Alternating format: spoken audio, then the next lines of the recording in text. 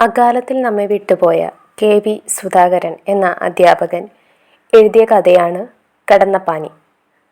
നർമ്മപ്രസക്തമായ സംഭാഷണങ്ങളിലൂടെയും മുഹൂർത്തങ്ങളിലൂടെയും കടന്നുപോകുന്ന കഥയാണ് ഇത്.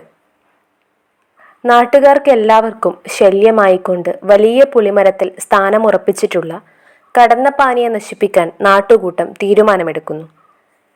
പൊതുവെ ഇങ്ങനെയുള്ള കാര്യങ്ങളിൽ ഗൗരവപൂർണമായ നേതൃത്വം വഹിക്കാറുള്ള ജോണിക്കുട്ടി ഈ ദൗത്യത്തിനായി തൻ്റെ അച്ഛൻ്റെ ശിഷ്യനായ ലൂക്കാച്ചേട്ടനെ വിളിക്കുന്നു. 60 വയസ്സുള്ള എന്നാൽ കാഴ്ചയിൽ 50 മാത്രം തോന്നിപ്പിക്കുന്ന കാരിരുമ്പിൻ്റെ കരുത്തും കസ്തൂരി മഞ്ഞളിൻ്റെ കാന്തിയും ഒത്തിണങ്ങിയ പ്രകൃതിയുടെ സുഗന്ധം എന്നാണ് ലൂക്കാച്ചേട്ടനെ കഥയിൽ കഥാകൃത്ത് പരാമർശിച്ചിരിക്കുന്നത്. രാത്രി 10:30 അവർ പുളിമരച്ചോട്ടിലെത്തി. ലൂക്കാച്ചേട്ടൻ്റെ അഭിപ്രായത്തിൽ കടന്നലുകളെ കൊല്ലുന്നത് തെറ്റാണ്, കാരണം അവ സാധുക്കളാണ്.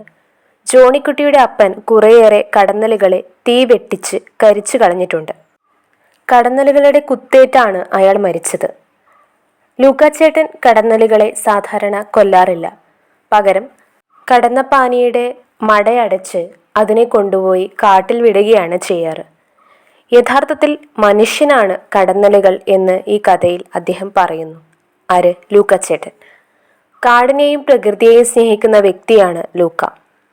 സംസാരിക്കുന്ന വേളയിൽ കാട്ടിൽ നിന്ന് ഒരു അനക്കം കേൾക്കുകയും അത് നോക്കിച്ചെന്ന് അവർക്ക് സ്വർണമടങ്ങിയ 2 ബാഗുകൾ കിട്ടുകയും ചെയ്യുന്നുണ്ട്.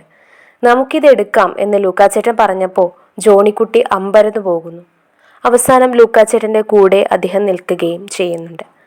കഥ ആരംഭിക്കുന്നത് ക്ഷമിക്കുവിൻ നിങ്ങളോടും ക്ഷമിക്കപ്പെടും എന്ന ബൈബിളിലെ ഉദ്ധരണിയോടുകൂടിയാണ്. അതുപോലെ തന്നെ കഥ അവസാനിക്കുന്നത് നിന്റെ വിശ്വാസം നിന്നെ രക്ഷിക്കും എന്ന ബൈബിൾ ഉദ്ധരണിയോടുകൂടിയും. പ്രകൃതിയെയും ജീവജാലങ്ങളെയും സ്നേഹിക്കുക, അങ്ങനെയാണെങ്കിൽ മനുഷ്യരും മറ്റുള്ളവരാൽ സ്നേഹിക്കപ്പെടും. പരസ്പര സ്നേഹത്തെ പ്രപഞ്ചത്തിൻ്റെ സൗഹാർദ്ദ പട്ടുനൂലിൽ കോർത്തിണക്കും എന്ന സന്ദേശമാണ് കടന്നപ്പാനി എന്ന കഥ നമുക്ക് മുന്നിലേക്ക് വെക്കുന്നത്.